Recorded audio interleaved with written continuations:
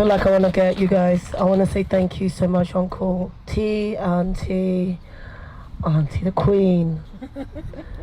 The Queen, she's just phenomenal. And the other Queen. And the other Queen. We got some queens here. Hey.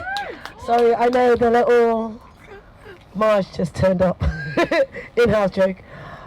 But let's get some chants, right? Decolonize. Decolonize. Decolonize. Decolonize. Decolonize. Decolonize.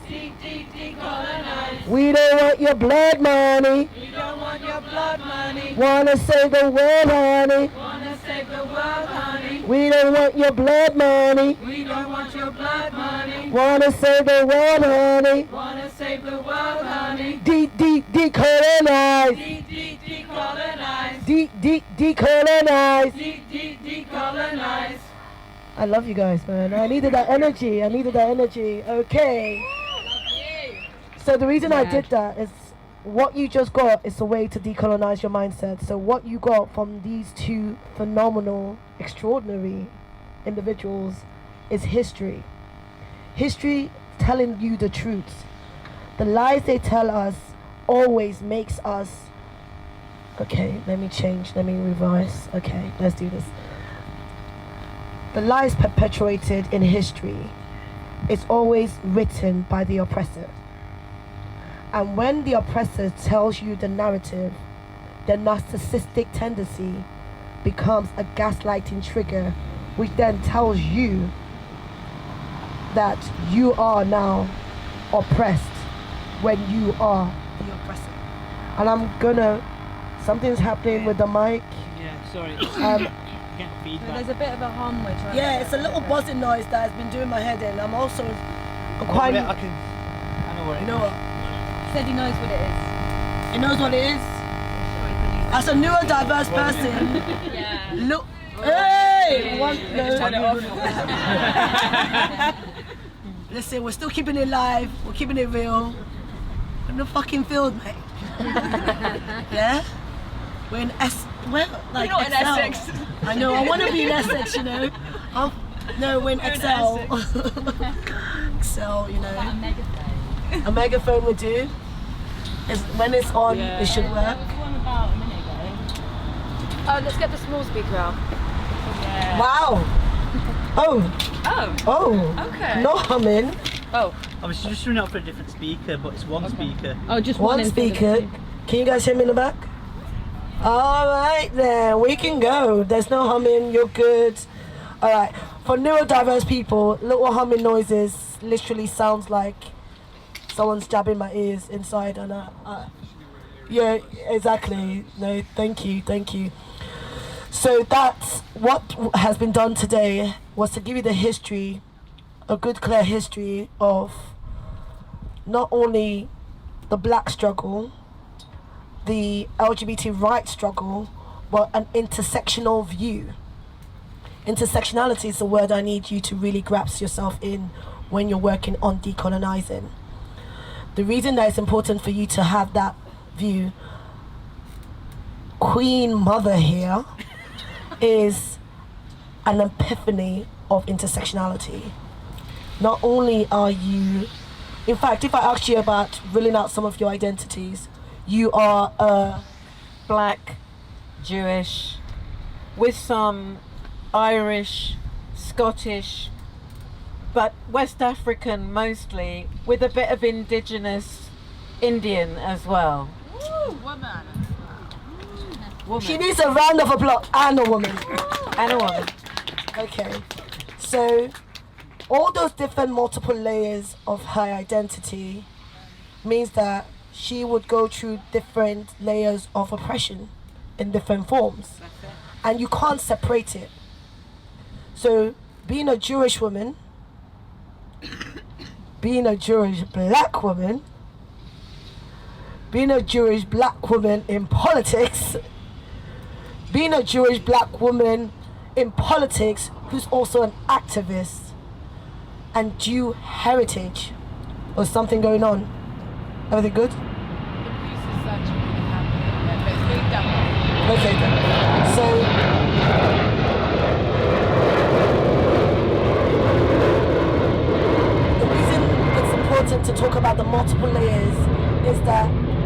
my role here is to try and get you all to become the best allies you can be. And to be the best allies you can be for the Black Lives Matter movement, for any movement, is for you to understand, and the humming is back. Is the plane in it? Yeah. And the humming just turns up back. Okay. And the humming's even louder than that before. Okay. Do you want to go for the little speaker? I'll go for the little speaker. No offense. I'm sorry. The L is for you to listen. Listen. Listen. Don't listen to respond. Listen. Active listening. See, active ally. It works. And active listening. The other L is to learn and unlearn your own unconscious bias. We all have it. We all have it. But you need to learn and unlearn that shit really quick, because it's toxic. It involves a lot of microaggression, involves and I'm going to say it, white tears. Weaponizing white tears has destroyed more lives than you can imagine. White tears weaponized with white lies, ooh, can end lives. And the last bit is the part that most allies actually fail very bigly. They might do the first three. They might act, they'll turn up to a Black Lives Matter protest with a banner and be like, Black Lives Matter for the gram. They might listen to you cry and say, you know what, it's so sad. I'm really sorry you've been through that. Racism is shit. They might learn and unlearn their unconscious bias and pass as an ally. But this is the part you catch most people that are not allies. They don't know how to yield. Yield your privilege and turn it to power. That one is the tricky one. You lose a lot of people on that one, because that one's hard.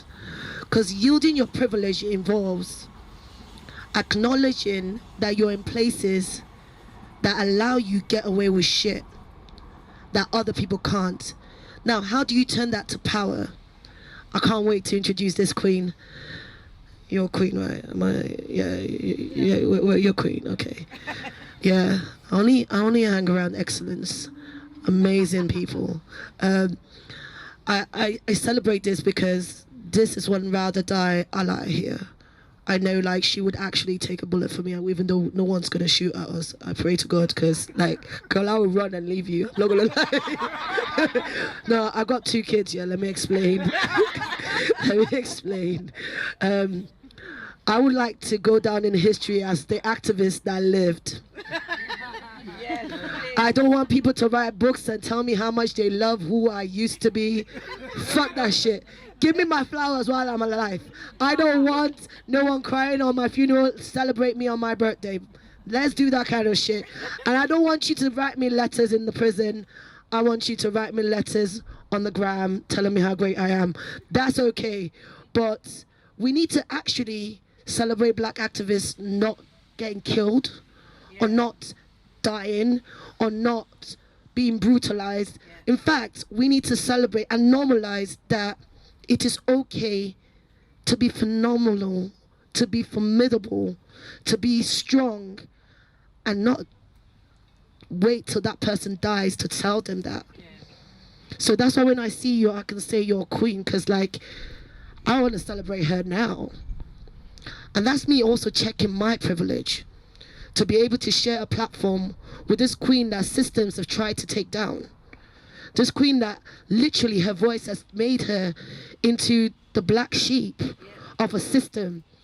No one knows the mental health trauma for us to put our face to a lot of campaigns. So this is where you yield your privilege and make sure at that moment I can say I stand with Jackie Walker. And let me explain.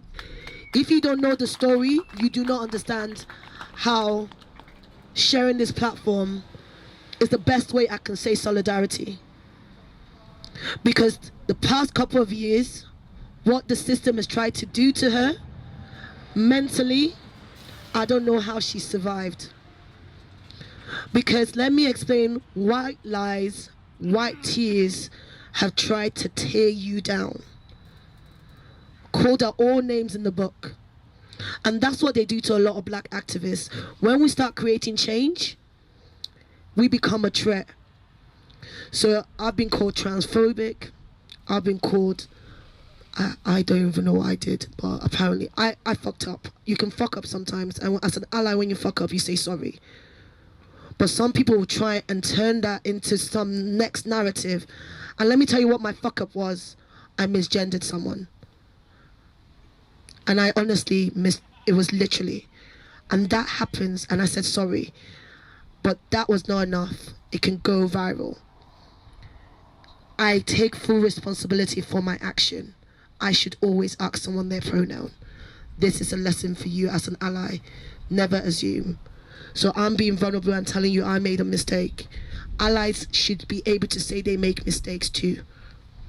Be a better ally. Yield your power and privilege. The last bit I'm going to say, to do that when you're around us in protest, do you know how you can do that for people of color when you're in protest? I'm going to bring the queen of the body system, the queen of the black allies. I use the word black allies. I know in the system you guys call it white allies. I'm a white ally. I support white people from time to time. The ones that like me and believe that Black Lives Matter. Let me see if I have a couple of them here. Black Lives Matter! Black Lives Matter! Black Lives Matter! Black Lives Matter! No justice! No peace! No justice! No peace! No racist! Police! Hey, Popo, don't worry, we're talking about you. Anyway, and when we say racist police, we're actually talking about the racist system that was built on the back of black brutalization over the years. And racism is something that sipped through our education system, our government. Racism actually is something that we are all suffering, the trauma that we actually go through with this system. Another thing is that the mental impact of that institutionally racist system actually leaves a withering in our soul. An imprint that lets you think that you're not good enough. An imprint that tells me that my shade might be actually something that can be weaponized and told that I'm not beautiful enough.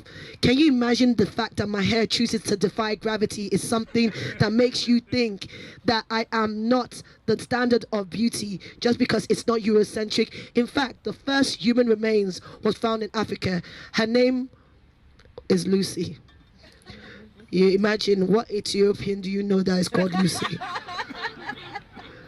When you give the pen to the oppressor, they will write you out.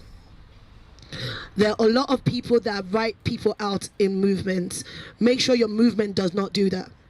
If you're an ally, when you look at the list of your speakers and think, have I got enough speakers that have a narrative that is different from my point of view?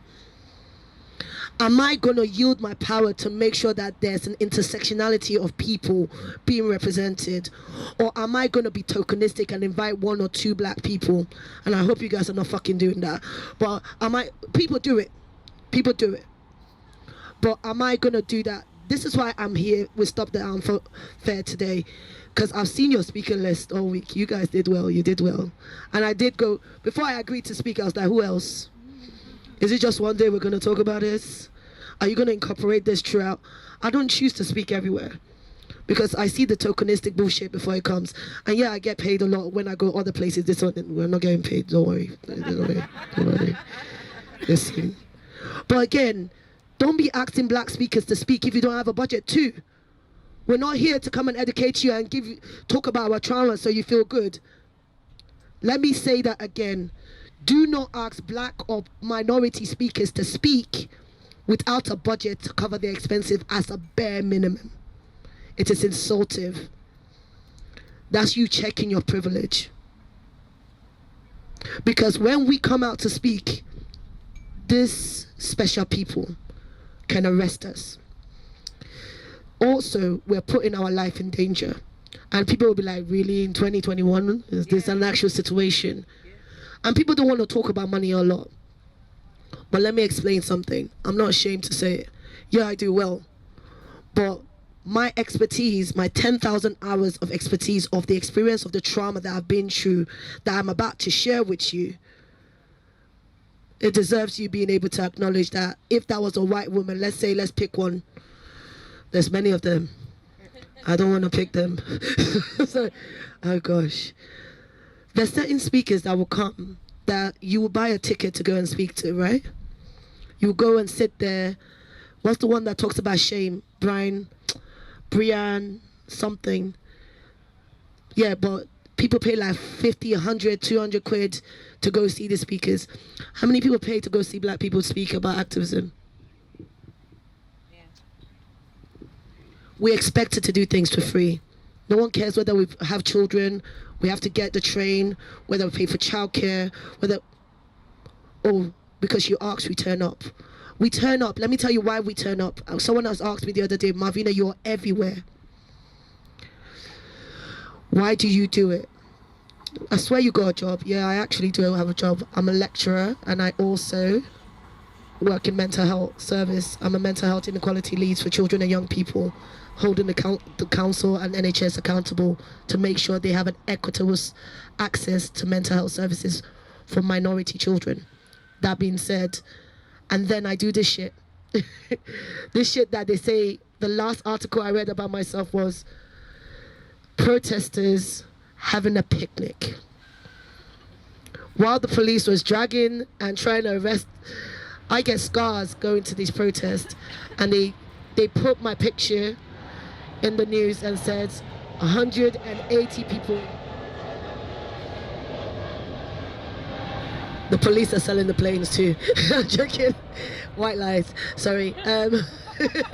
It's nice to be able to say something that has negative connotation and associated with whiteness, like black sheep, black sheep. There's so many negativity associated. I'm not black. I'm not gonna lie to you. Look at my skin. Is this black? I'm melanated. I'm kissed by the sun. My skin actually is so glorified. I am African first. Because black is a word that's been used to actually vilify us, put us down and make us feel like we're inferior. Black is something that's disposable. Black is something that you can use when you want to feel good. Black has been something that when I say my Black lives matter, you tell me, but all lives matter. Would you imagine your house is burning? Or that house is burning?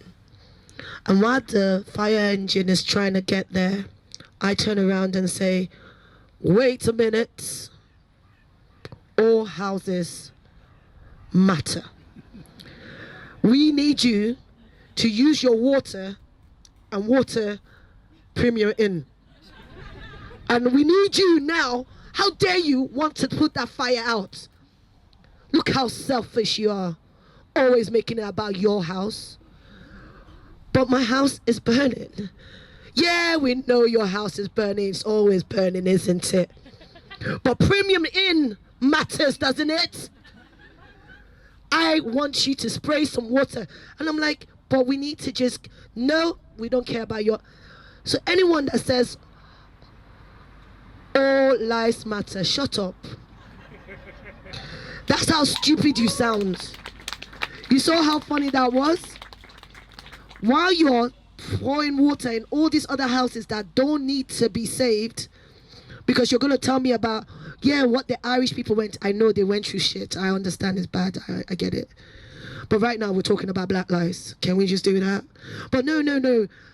I also stand with my Roma brother and sister. But right now I'm talking about black lives. Can we do that? I will not dilute the matter. When we say black lives, do not make us feel guilty if we don't start including everybody. And when I say black lives, I mean all black lives. That includes my disabled brother and sister. That includes my trans sisters and brothers. That includes my that includes every fucking black person that I think of that identifies as black. And that's what it should be. That includes my brothers and sisters in the global south. Because I've noticed how you guys are kind of a little bit tokenistic on what black lives you talk about. We'll talk about American black lives. We'll talk about some that in the UK, some. Depends how prominent they are. African black lives seem not to matter to you guys at all. Caribbean black lives don't seem to matter sometimes too. Our Brazilian black brothers and sisters don't seem to matter. We pick what black lives we want to talk about. So when we say I am for all black lives, you need to pick to do all black lives. That means if you hear about NSARS and the corrupt government, and let's tell you, this unfair has funded a lot of the guns that went to Nigerian government that actually killed more than 100 protesters last year. So when we're saying we're here to stop the arm fair, we're not playing. My brothers and sisters back home in Nigeria are dying because these people are giving us their second-hand, dumbed-down gun and funding our governments to kill us. So we're serious about this. That being said, I've gone into the serious stuff now. Let's bring it a little bit light. You can be an ally today for free. You can become a black ally so quick. You can choose to turn away from the ways of thinking, I can do nothing. In fact, what can I do? You can choose to tell your friends not to say that racist little joke. Or say, you know what, I like black people, you know. I've got that friend who's got that cat who has a dog who is black. So I cannot be racist kind of people. My biggest fear in life is for you not to be a nice white person. And you'll be like, what the fuck is that? A nice white person is, I am not racist white person. I'm a really nice person. You know, I actually donate money to Oxfam, and I went to Africa and built an orphanage. Who gave you the skills to go and do that? No, by the way, this is not telling you not to volunteer and do shit for Africa, by the way.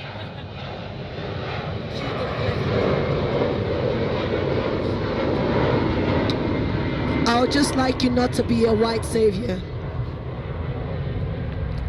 I would like you to do shit for black people and not tell people you done shit. Would you still do that shit? I'm saying a lot of swear words today because I'm tired. I'm tired of having to talk about it all the time. But when I go and feed the homeless every week, I don't post it on the gram.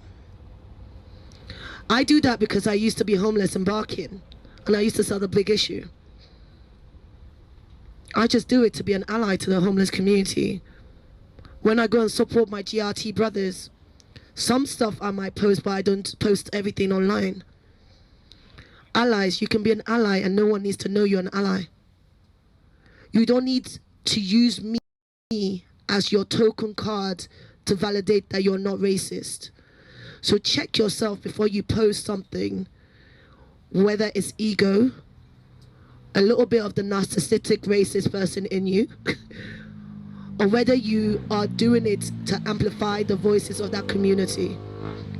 So if you're not doing that, then why are you posting? Some people would take pictures and not even tag you in it, or your campaign. Don't they do that to us all the time? So I want you, for today, for a limited cost, you can be a black ally.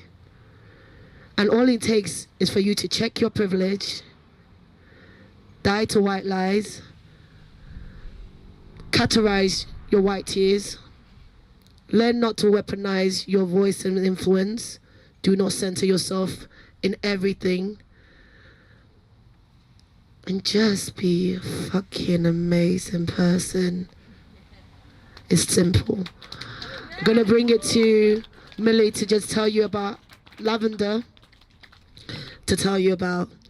lavender is amazing, to tell you about the body system that we do, and then you guys can ask your questions. Give some love to Lavender. Hey everyone, I'm Lavender. I think I just want to start off by expressing my gratitude to all of you and everyone else here on the panel. I think I speak for a lot of people in saying that it's been a really difficult week, couple of weeks. I think a lot of us are emotionally drained. I'm struggling myself, and I think there's a lot of liberation and expressing vulnerability, and I just want everyone here to know that I see you and I'm really fucking proud of all of you. Like, so inspired. Yeah, like, so much gratitude, honestly, to all of you. yeah, give yourselves a clap.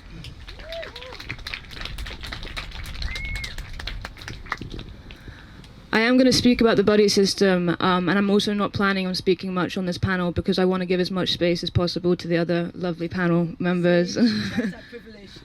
She's a good I'm one. yielding. She's yielding. This is why we give her the platform. I just wanted to say like a really quick blurb about why the arms fair is so important to me in so many ways. But my activist journey started off in the States. I grew up in the States, and I grew up my activism came hand in hand with the BLM movement, the Black Lives Matter movement that happened in the US, as I'm sure all of us are aware of.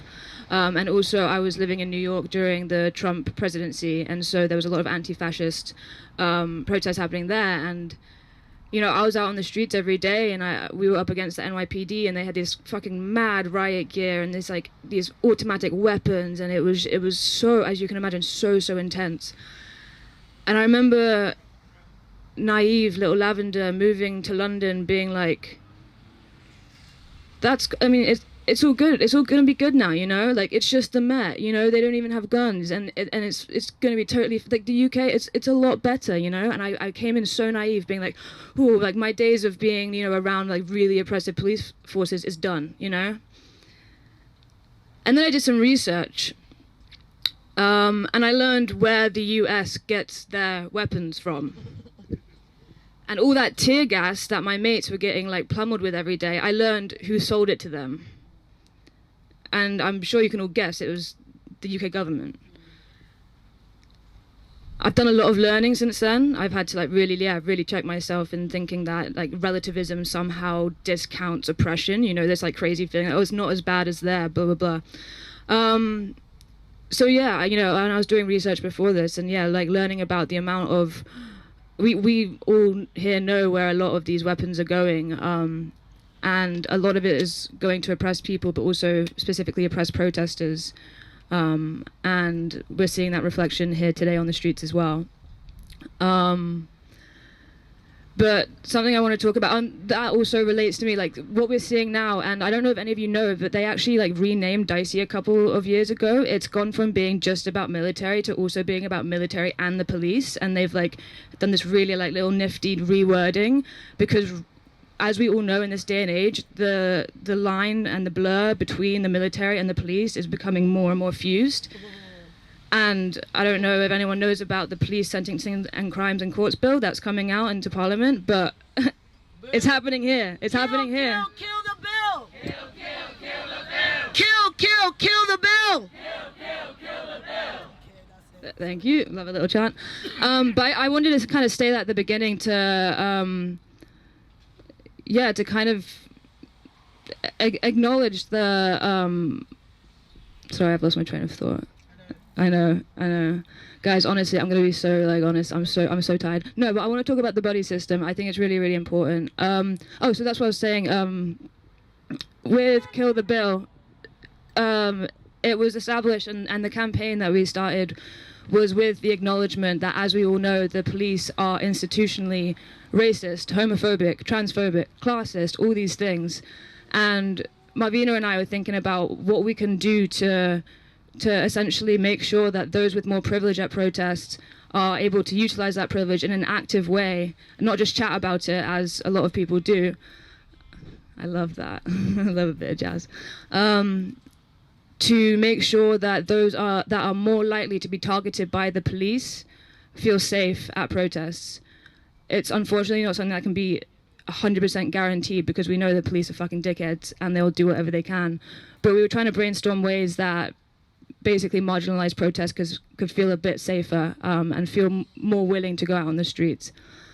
So we came up with something called the buddy system, for lack of a better name, and it's basically those protesters that have more privilege essentially match up with other protesters that are more likely to be marginalized or targeted by the police, and have a chat with them before the protest about staying with them throughout the protest and making sure that they feel safe, but also keeping an eye and using the knowledge that we have of how police operate, to keep them updated on what the police are doing and what police presence is like.